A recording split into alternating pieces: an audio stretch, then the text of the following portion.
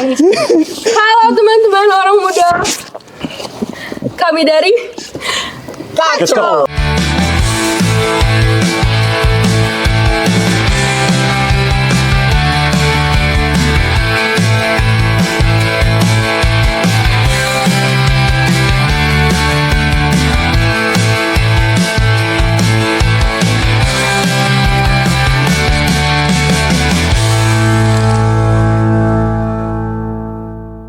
Oh iya, mantap. Kacamata OMK. OMK. OMK. Saya OMG. Serius banget. Bersama saya Priska Diana Rima Saya Krisna Bayu. dan narasumber kita. Saya Pastor Editaran Making MSC.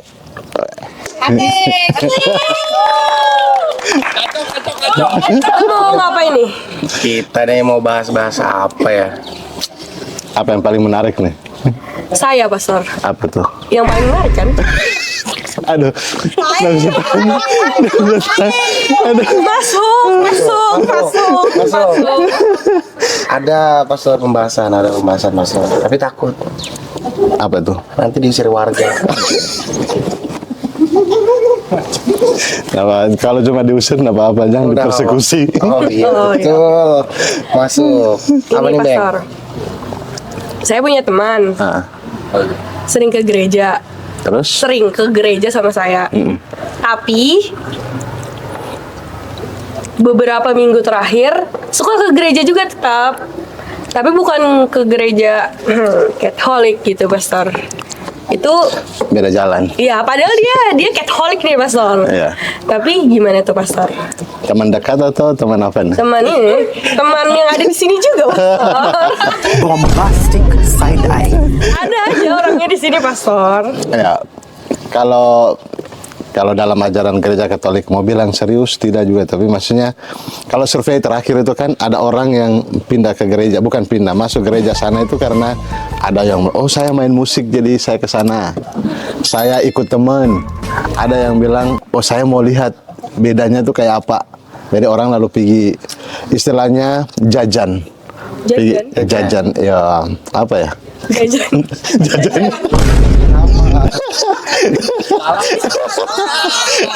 Mas, pergi coba ke gereja sana, jajan begini ya, jangan. Jajan ya.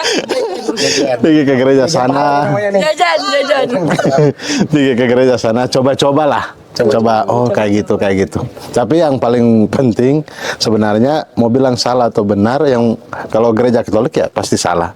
Kata ibadatnya juga beda, dan juga dalam gereja Katolik kan jelas. Pertama itu kan ya sesal tobat kita, masuk sabda, setelah sabda terima tubuh dan darah Kristus. Lalu bagian terakhir itu kan ite misa es. Pergilah kamu diutus. Sehingga itu paket lengkap. Sehingga ketika kita ke tempat yang lain, sana tuh kita cari apa? Kan ada yang sekarang lalu pasti anak muda bilang begini, kurang rame Pastor. Kan? Maksudnya Kurang rame di ibadahnya. Kalau ramai ke pasar, Pastor. Betul. Jadi orang di sana lebih seru, lebih ini dan lain-lain. Maka pertanyaannya, kita mau ke gereja itu cari seru atau cari apa? cari jodoh. Cari jodoh. Masuk. Di Katolik susah cari jodoh ya? Susah. Apa? Susah gampang kayaknya. Susah, Pastor. Itu kayaknya gini, bukan susah gampang, habis misa langsung pulang, nah ngobrol soalnya. Kupu-kupu, betul. Makanya tidak ketemu, siapa tahu yang Katolik tapi duduknya di tempat parkir kan? Tukang parkir. Tukang parkir ini. Iya kan? Tapi kalau pulang gereja langsung pulang kan udah ketemu yang duduk di tukang parkir.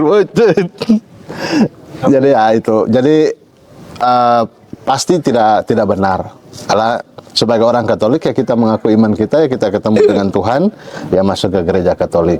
Bahwa pergi ke tempat sana dalam rangka ekumene biasa seringkali ditolerir. Tapi kalau ke sana sebagai tujuan untuk saya lebih baik ke gereja sana daripada ke gereja ini, berarti kan kita sudah pilih jalan yang berbeda. Iya. Soal pilihan. Jadi dengan sendirinya kita ambil keputusan sendiri kan. Saya iman Katolik tapi saya masuk ke sana. Berarti ya dengan sendirinya ya mau ke sana itu. Makanya istilahnya dengan sendirinya kita sedang milih untuk meninggalkan iman kita sendiri. Berarti sangat tidak disarankan. Bukan sangat tidak disarankan, dilarang Oh, malah. dilarang. Bukan sangat tidak disarankan lagi ya. Dilarang ya. Teman-teman Oh, iya. dilarang ya. Tapi ini Pastor, saya Apa mau tuh? tanya nih. Saya sebagai orang muda yang jarang ke gereja, ini jujur ya, Ya. jarang ke gereja nih. Pas Ke gereja sering, tapi Sering. nggak bisa. jadi parkir tadi.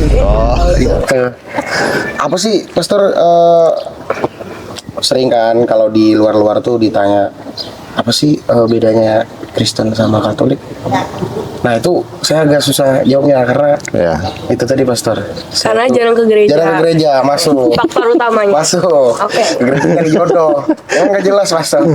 Masuk. Jodohnya sudah dapat, nggak ke gereja lagi. Nah, itu Pastor. Udah tahu faktornya nanya lagi.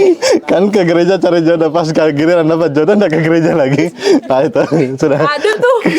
Ada juga teman-teman banyak. Pastor. Nah itu mesti kayaknya mesti ditarik lagi itu. Oke, Ditarik. memang perbedaannya itu sangat sangat jelas sih sebenarnya. Jadi kalau gereja Katolik ya sebenarnya kita semua Kristen.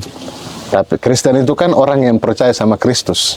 Ya, betul. Maka Kristen Protestan, mau Pentakosta dan lain-lain itu ya semua orang percaya sama Kristus. Tapi kita gereja Kristen Katolik, bahkan ditambah lagi Katolik Roma, karena ada yang Katolik Ortodoks, gereja Timur.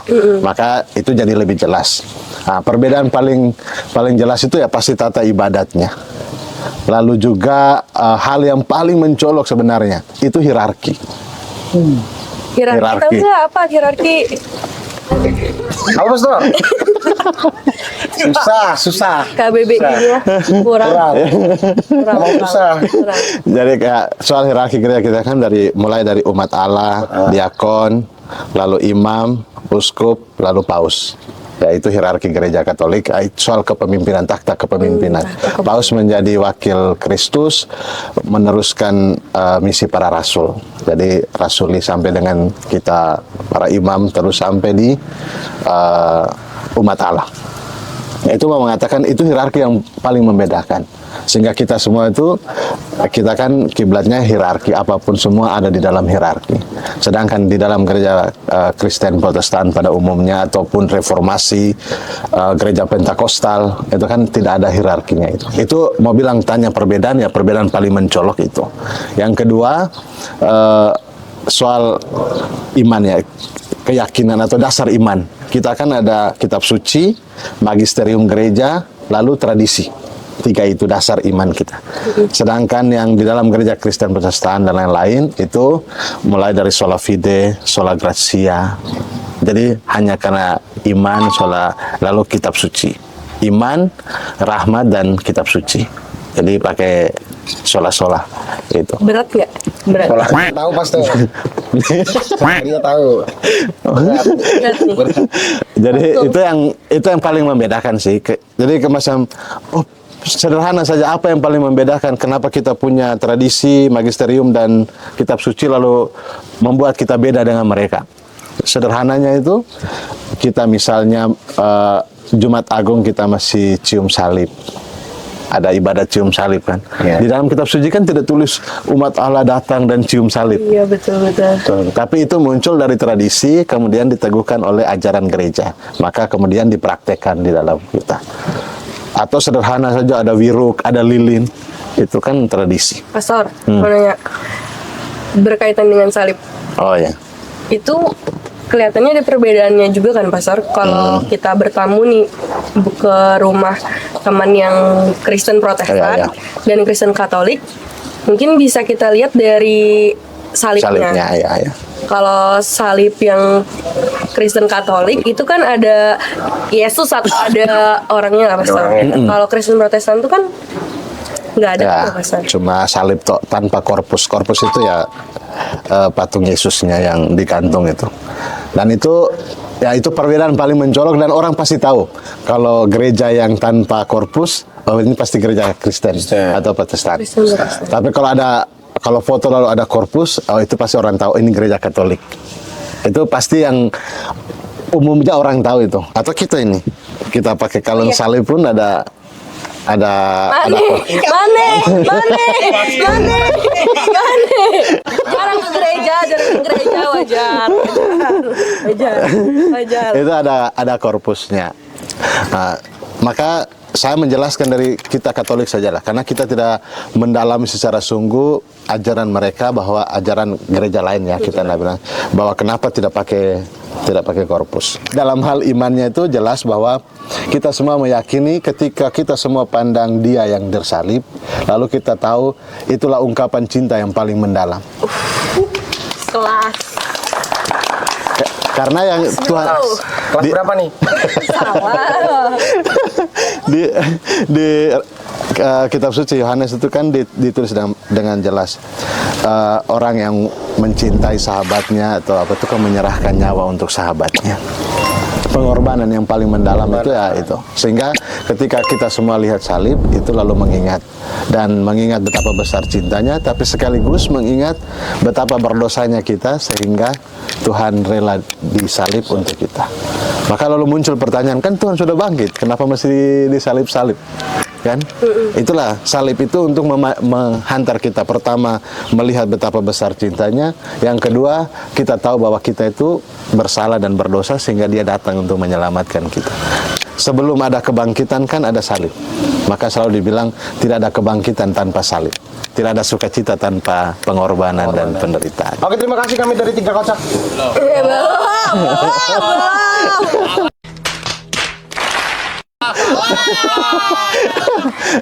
Itu mengenai salib. Sehingga kenapa kita pakai korpus itu? Saya punya pengalaman ya seperti tadi.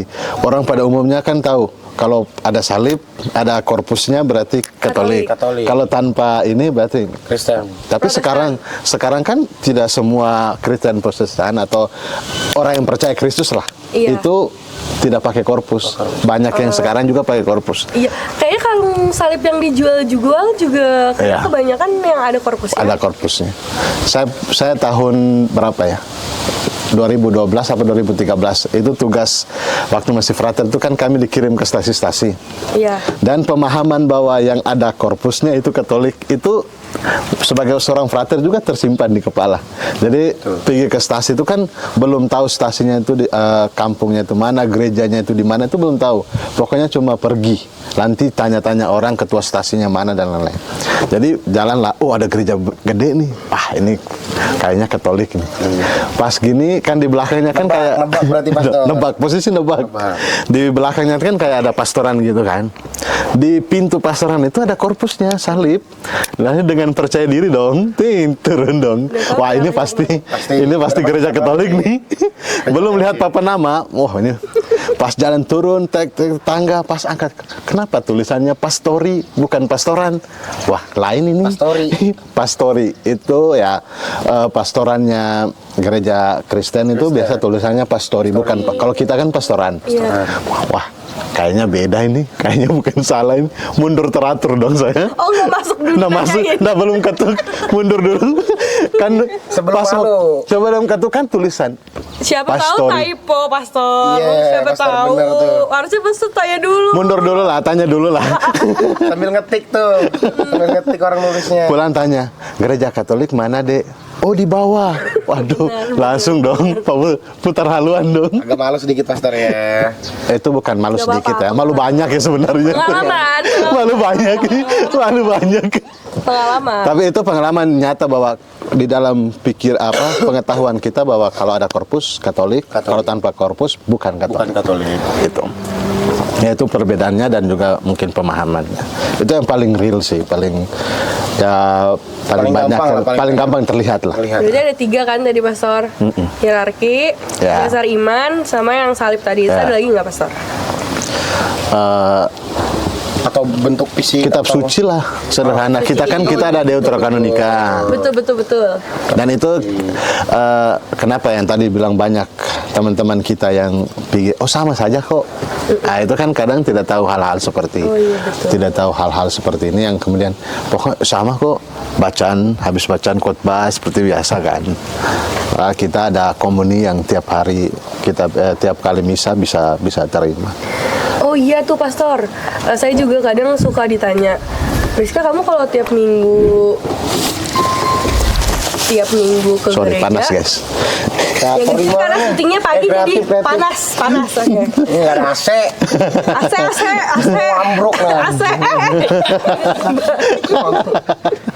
Kreatif gimana nih? Parah. Lanjut. Pastor, kan saya kadang ditanya, Priska kamu kalau tiap minggu ke gereja suka nerima ini ya roti itu ya katanya roti tapi yang ada ayatnya itu ya. Iya. Terus saya bilang enggak, saya enggak. Oh, iya, iya. Nah itu gimana Pastor? Jelasin.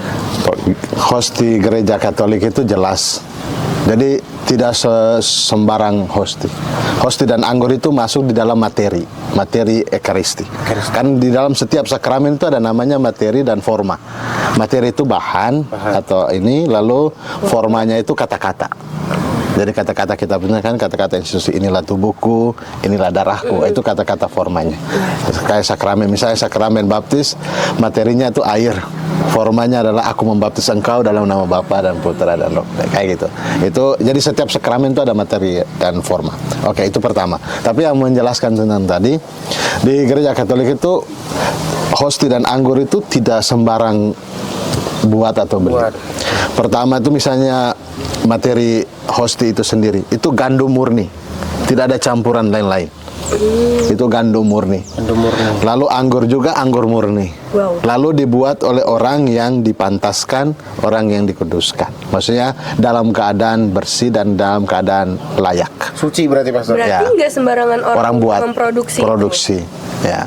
Jadi dalam keadaan siap, dalam keadaan bersih, orang bilang dalam keadaan ya dilayakkan lah dalam bahasa lain. Anggurnya juga berarti bukan anggur yang Anggur itu kita anggur khusus gitu ya? anggur khusus. SNI nggak Pastor? SNI Enggak. Atau- Salah gini tadi. atau ada- Pasar berapa persen? atau ada cap halal? Ya, pokoknya itu sudah ikut standar gereja. Itu anggur murni. Anggur murni. Dulu kita ambilnya dari luar, tapi sekarang KWI dan lain-lain sudah bekerja sama, lalu sesuai dengan ajaran gereja, lalu produksinya membuat sesuai dengan ajaran gereja. Maka itu khusus untuk anggur misa. Jadi produksi khusus memang untuk anggur misa. Jadi di luar produksi anggur umumnya. Jadi itu anggur khusus yang memang diproduksi hanya untuk misa. Maka ada labelnya khusus untuk misa. Itu yang makanya tidak ada ayat-ayat. Paling ini tuh biasanya gambar Yesus. Ada Pastor. Ada gambar Yesus yang kalau lihat ada yang hosti gede, Oh iya, yang iya. besar. Iya, betul. Hanya bisa-bisa. Kalau hosti kecil ya mungkin ada juga hosti kecil yang dicetak, tapi yang pada umumnya yang bersih, polos, yang biasa gambar Yesus yang tersalib. Kalau di sini ada nggak Pastor yang memproduksi itu Ya, di kalau di sini Kalimantan nggak. Selatan? Benar. Berarti Di impor Jawa. Jawa. Kalau di Indonesia kalau hosti tidak semua tempat. Kalau kita itu misalnya para suster terapis, Gedono, Gimana itu suster terapis? Gedono itu di Jawa Tengah sana. Oh, Jateng. Jadi tidak semua tempat itu bisa. Biasanya kalau misalnya di keuskupan kita ada, itu pun atas pemberitahuan dari uskup dan istilahnya ada izin dari Bapak Uskup dan tahu semua prosesnya. Tidak bilang, oh kayaknya saya mau buka usaha hosti nih. Oh, nggak bisa ya? Harus ada izin Bapak Berarti Uskup nggak bisa dan Pastor pakai anggur-anggur loh. yang 99%. Nggak ada, pokoknya tadi standarnya. 99%. Tipe. Ya bener aja. Oh, Pokoknya standarnya jelas. standar jelas. Standar jelas, anggur murni dan diproduksi khusus untuk misa, tidak sembarang. Nanti bilang, Pastor, waktu dalam perjalanan lupa anggur, jadi boleh nggak pakai anggur yang lain? Nah, pokoknya tidak bisa. Mabuk, kalau itu mabuk. Jadi saya nggak jadi guys. Nggak. Nggak jadi. Nggak Nggak bisa. jadi. Pernah pengalaman kayak gitu, jadi sambil nunggu mereka pergi ambil. Oh, berarti Jadi istilahnya komponen penting ya. komponen penting. Jadi tidak boleh kok kita fleksibel aja lah. Kayaknya ada roti di situ boleh dipakai. Nah, ada. Roti Nggak gepeng. ada. Bundar sama. Jadi kan? jelas. Iya lagi. Bundar. Jadi itu tidak dibenarkan. Jadi pemaknanya jelas. Jadi setiap kayak 7 sakramen itu materianya jelas, formanya jelas. Kalau materianya enggak, formanya juga salah, ya itu bukan jadi sakramen namanya. Gitu. Rizka haus nggak sih? Haus sih. Kreatif mana? Belum ada. Lama. Udah lanjut aja dah. Sampai kering lanjut. Lama nih. Lanjut. Sampai di Afrika nih kering nih. Gurun. Nggak ada air. Gurun salah. Mana nih kreatif nih? Lanjut dah, lanjut. Ya, lanjut. Apa? Rizka mau Apa yang kan tadi sudah perbedaan. Ini apa tuh? umur berapa? Umur OTW 23. Masih muda lah. Udah hampir menuju seperempat abad ini kan agak Hampir. pasti memikirkan jenjang Apa? yang lebih serius nih Pastor tentang perbedaan. Betul Pastor. Perbedaan tuh Pastor. Pernikahan beda gereja. Beda gereja. Kan ada pernikahan beda gereja, pernikahan beda agama. Ya. Apakah pertanyaannya apa? Boleh atau tidak? Iya. Boleh dulu deh. Nah, pertanyaan kalau itu langsung dijawab tidak boleh. Diulang boleh nggak Pastor? Diulang sekali lagi. Perbedaan beda agama dan beda gereja boleh atau tidak? Jelasnya tidak boleh karena tidak boleh. Oke, buat Tidak teman-temanku boleh. yang pacarnya Kristen. Karena gini tidak dulu. boleh. Tidak boleh. Tidak boleh. Ada tapinya. Saya saja. Karena itu masuk dalam salah satu halangan nikah. Halangan nikah itu maksudnya di dalam pengertian nikah itu sendiri Gereja Katolik 1055 itu kan pernikahan antara satu orang laki-laki dan satu orang perempuan yang dibaptis. Nah, jadi itu jelas. Itu pertama. Maka kemarin OMK tanya saya, Pastor, saya ini pacar beda agama nih, beda gereja nih. Bagaimana? Putus.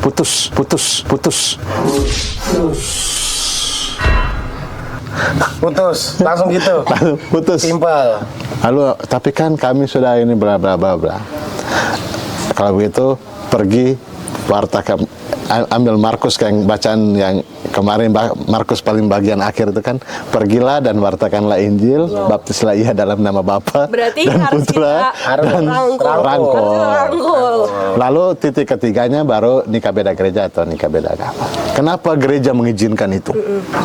Karena faktor kemanusiaan, dalam arti gereja mengakomodir setiap hak manusia untuk melakukan pilihannya.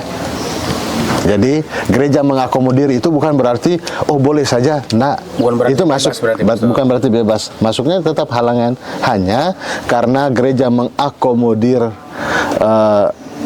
hak pilihan setiap orang, hak asasi setiap orang untuk membuat pilihan atas pasangan hidupnya. Kan kita tidak bisa atur kau nanti dengan itu, kau nanti dengan itu. Pilihan bebas kan datang dari pribadi. Maka gereja mengakomodir dengan itu. Maka supaya nikah beda gereja bisa dan beda agama perlu izin. Jadi tidak boleh kok, nggak perlu izin karena masuk di halangan tadi. Butuh surat izin. Kalau surat izin itu keluar, baru boleh menerimakan sakramen perkawinan. Tapi kan susah Pastor, kan dua ini kan. Pasti kan gitu Syaratnya muncul. pasti banyak kan pasti. Ya syaratnya jelas pasti ada. Hanya tadi jelaskan kalau kalian bisa datang minta Pastor kami nikah beda gereja, kami nikah beda agama. Tolong selesaikan dulu perbedaan kalian. Wow. Istilahnya kita sudah antar pasangan yang kalian pacaran atau apa itu sudah selesai dulu supaya datang itu Pastor kami sudah siap, kami siap menerima perbedaan, kami siap dengan konsekuensinya, kami siap dengan ini semua. Lalu datang sesuai dengan ajaran iman Katolik, kami ikut minta untuk dinikahkan secara nikah beda gereja atau nikah beda agama. Supaya datang itu kita membantu untuk sana. Kalau datang masih dengan enggak apa-apa, yang penting kita nikah dulu deh. Nanti konsekuensi yang tidak dipikirkan itu pasti akan nanti pastornya begini nemani, ada yang kurang nih, perlu persiapan ini. Pastornya menghambat. Kan ini susah dengan pastor yang ini, coba pindah ke pastor yang lain, sama. Karena aturannya jelas. Maka kalau mau kita selesai dulu. Istilahnya yang kalian yang ini pacaran atau apa yang memang mau menikah, selesai dulu dengan segala perbedaan itu, sehingga datang itu tinggal dibantu untuk dimurnikan, lalu dilayakan, lalu siap diterimakan sakramen itu, sehingga konsekuensi belakangan itu istilahnya diminimalisir atau bahkan ditiadakan lah. Tidak akan betul. Berarti bisa ya, Pastor. Tapi nikahnya secara Katolik berarti. Harus secara Katolik. Kalau harus nikah secara Katolik, kalau misalnya gini, ada dua. Misalnya nikah secara Katolik, jelasnya bahwa harus di hadapan imam dan 2 orang saksi. 2 orang Saksi. imamnya satu. Imam satu, imam. imam satu. Pokoknya di hadapan imam dan 2 orang saksi. Itu untuk menunjukkan sahnya suatu perkawinan. Berarti nggak perlu banyak orang nih, Pastor. Iya, nggak perlu banyak orang. Hemat budget. Kita hemat. Dengan 5.000 Jadi bisa nikah. Enggak. Jadi intinya itu, maksudnya karena sakramen perkawinan kan paling inti adalah janji antara suami dan istri di hadapan imam sebagai wakil gereja untuk memberkati, meneguhkan. Sedangkan saksi itu jelas sebagai saksi untuk mereka berdua bahwa betul-betul 2 orang ini mau berjanji untuk nikah. Kalau restu orang tua, Pastor? Restu orang tua itu penting untuk kita daerah timur, itu kan penting untuk daerah timur, kebudayaan kita, karena itu seperti doa dan lain-lain, sehingga itu menjadi penting. Tapi dalam gereja Katolik aturan sahnya bukan berarti restu orang tua tidak penting ya, tapi bahwa perkawinan itu resmi dan sah adalah janji 2 orang, kemudian di hadapan 2 saksi dan di hadapan imam. Nah, kalau nggak punya orang tua, Pastor, ini kacau nih. Kacau pakai W. Kacau pakai W. Kan kalau orang tua nggak hadir nggak apa-apa, yang penting 2 saksi hadir. Aman, sudah aman. Aman, berarti kalau orang tua nggak hadir nggak apa-apa. Ada. Aman. Nah, yang Masih paling bisa. itu maka tadi bicara soal restu kan. Iya. Restu itu kalau kita ke budaya timur kan pasti menekankan restu tadi. Tapi ya kayak di dunia yang lain itu kan tidak terlalu, bahkan mereka sudah dewasa buat pilihan sendiri, sudah bebas, mereka yang akan menentukan hidupnya, tidak tergantung lagi sama itu. Betul. Dan itu yang perbedaannya, yang istilahnya ya mau nikah harus aja izin karena masuk halangan tadi. Kalau tanya lagi, Pastor, berkaitan dengan nikah beda gereja, itu ada pernah lihat FYP tuh di media sosial, dia diberkati oleh dua imam ya, pastor sama pendeta. Oh, yang di pernikahan ekumene itu. Iya. Ya. Itu gimana, Pastor? Pernikahan ekumene, kalau pernikahan ekumene itu tidak bisa, pada umumnya itu ibadat, bukan misa. Nggak nerima sakramen dong? Sakramen. Tetap sakramen. Tetap sakramen, kan sakramen perkawinan kan intinya tadi. Yang Janji 2 orang, di hadapan saksi. Jadi bisa ibadat sabda, bisa misa. Kalau gereja Katolik ya. Iya. Kalau ekumene berarti ibadat. Berarti 2 pilihan. Ibadat ekumene. Jadi ibadat ekumene itu maksudnya apa? Ada pendeta dan juga ada pastornya. Tapi perkawinan itu menjadi sah kalau apa? Kalau waktu janji nikahnya itu di hadapan pastor. Jadi misalnya pimpin ibadat dari gereja Kristen, dari misalnya mempelai laki-laki atau mempelai perempuan. Tapi saat janji nikah di hadapan pastor. Kan tadi jelas kan, janji 2 orang nih, 2 orang, 1 orang laki-laki, 1 orang perempuan, 2 orang saksi dan 1 orang imam. Ya, di hadapan imam. Jadi berarti itu jelas. walaupun ada pastor dan ada pendeta, tetap janjinya di hadapan pastor. Ya, itu untuk mau bilang sahnya pernikahan Katolik ya. Itu ajaran iman kita. Kalau sahnya pernikahan mereka saya tidak tahu, tapi kalau sahnya pernikahan gereja Katolik ya itu. Intinya jelas itu. Jadi misalnya ibadatnya kan yang FYP yang pasar MSF, lalu yang kemarin yang yang kemarin itu kan jatuhnya kenapa jadi FYP karena soal misa kan? Iya, betul. Ya, karena misa itu ya jadi catatan. Kalau itu jatuhnya ibadat.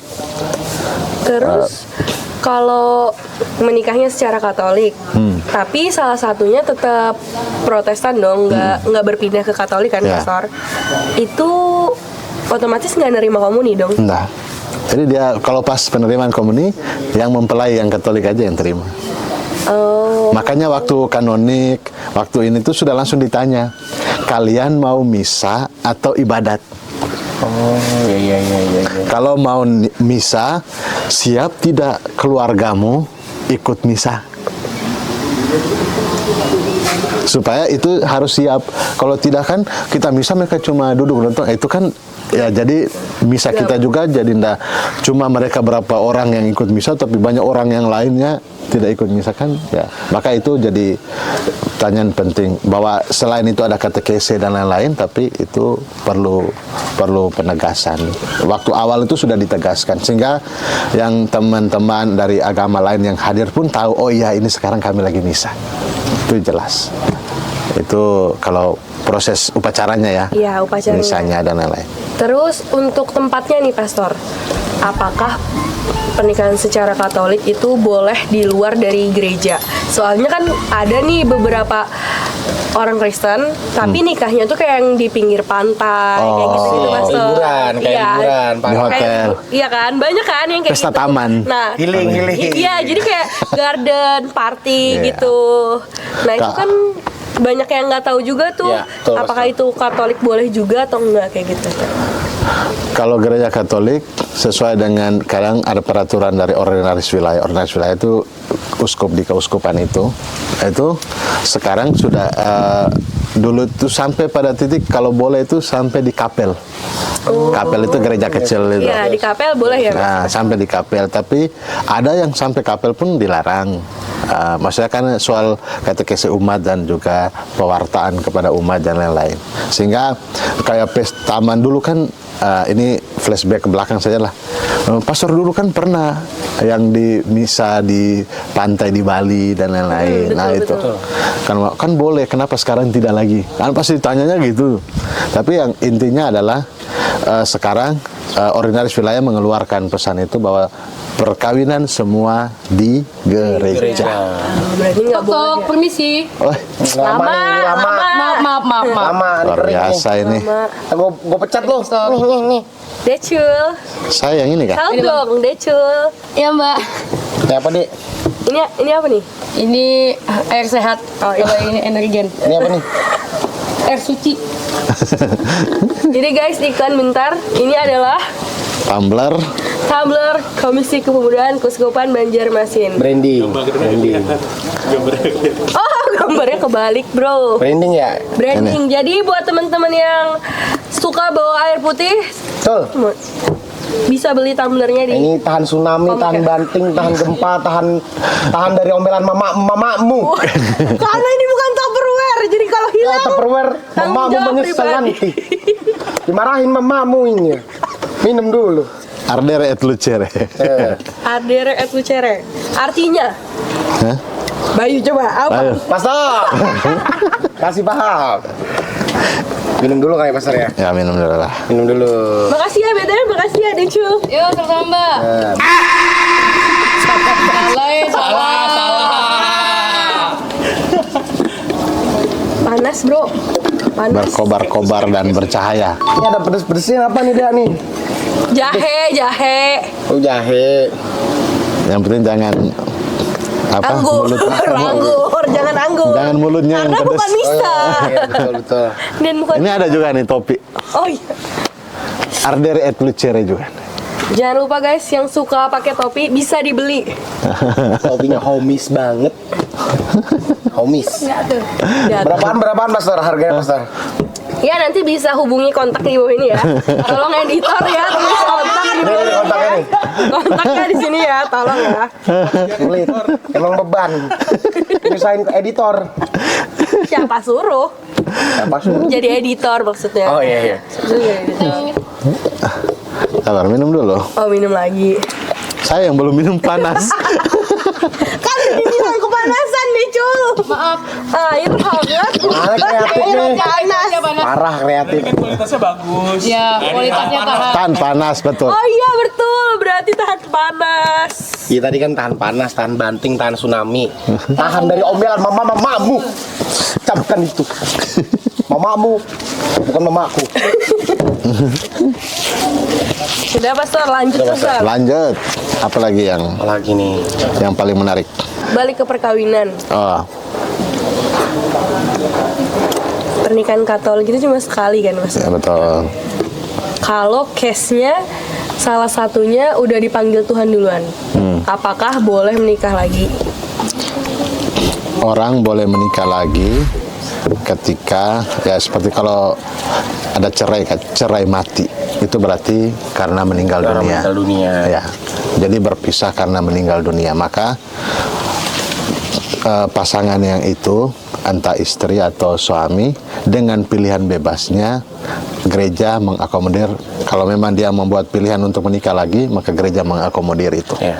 Gereja tidak melarang, oh suami mau meninggal tidak boleh nikah lagi. Nah, tapi kalau mau membuat pilihan silahkan. Tapi ya tadi dengan mengingat bahwa kamu punya anak-anak dan lain-lain, maka harus memperhatikan kesejahteraan.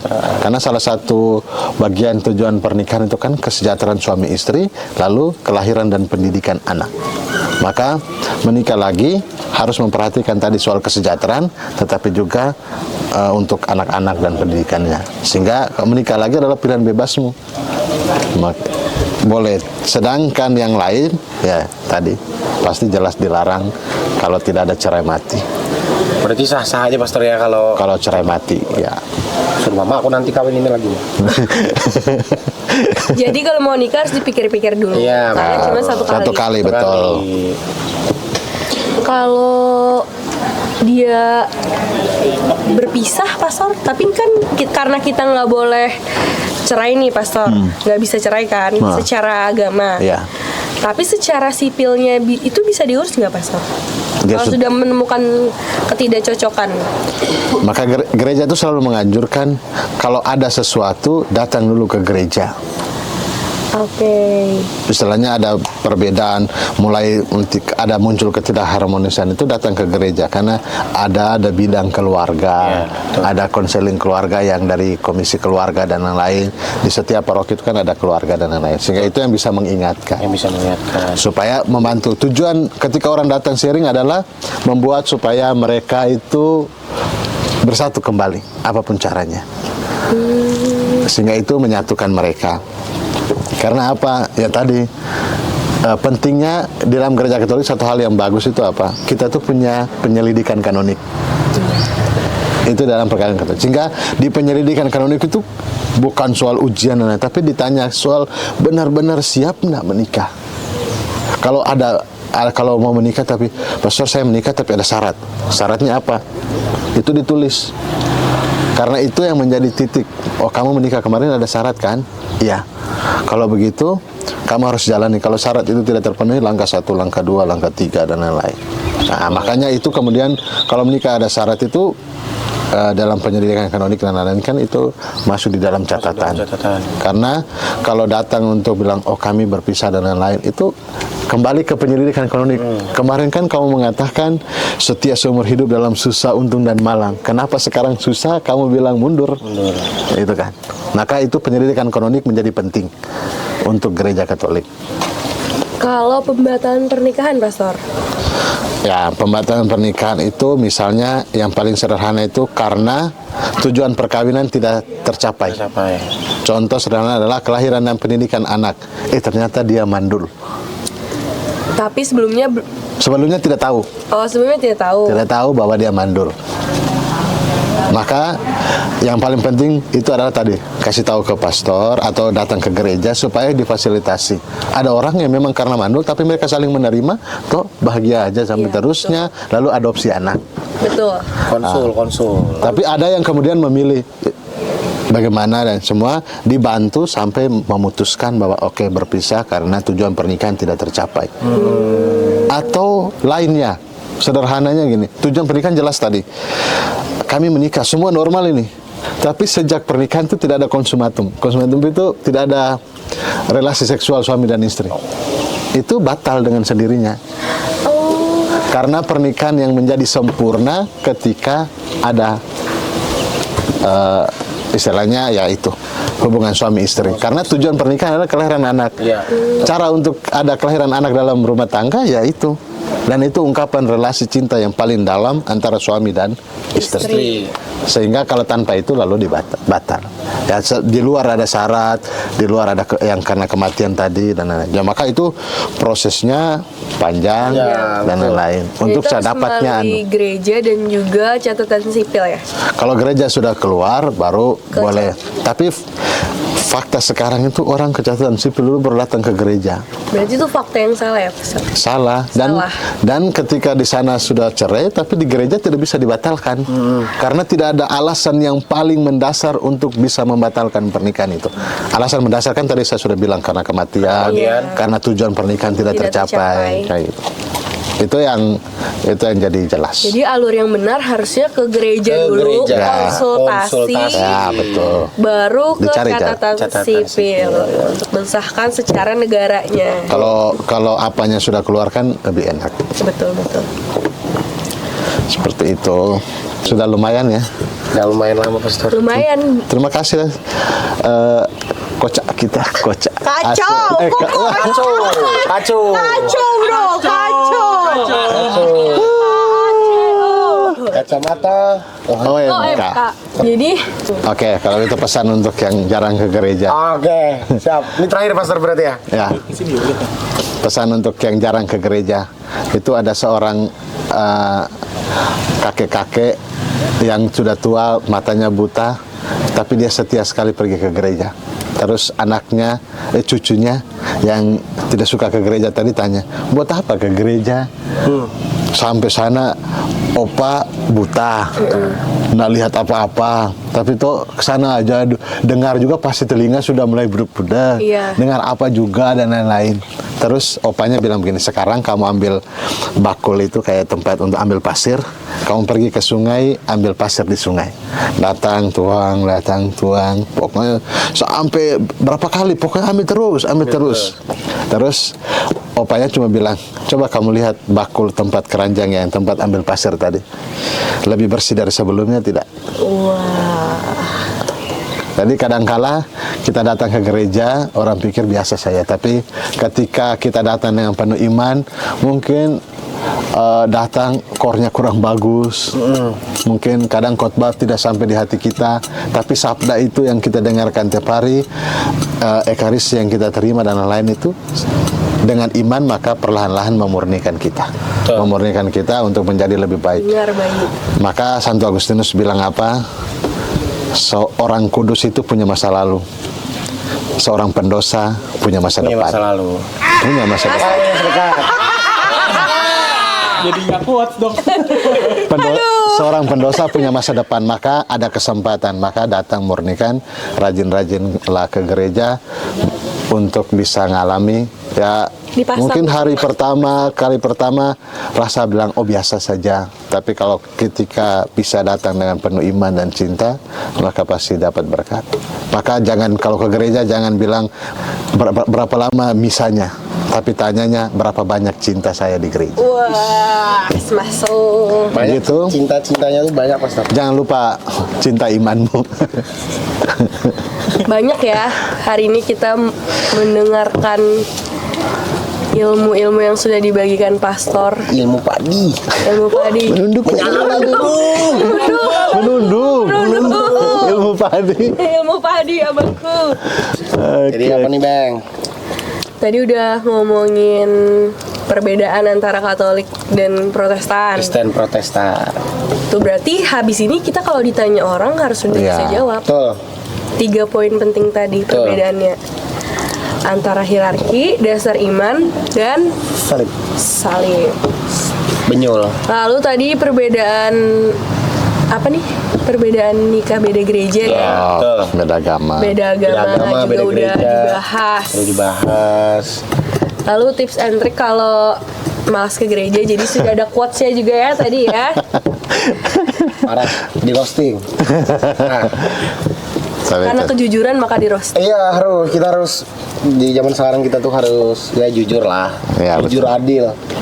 Berarti tadi udah closing statement ya Pastor? Atau ada lagi? Apakah ada lagi sebuah kata, satu kalimat? Ingat pesan Rasul Paulus, satu Tuhan, satu iman, satu baptisan. Kacau. Kacau.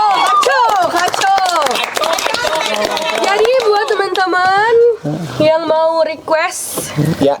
pembahasan apa nih yang mau dibahas buat diskusi-diskusi selanjutnya bisa Ngobrol. DM atau yang mau ikutan Ikut gabung. buat gabung diskusi ini Nanti bisa biar juga kita- jangan lupa DM atau hubungi kontak di bawah ini ya.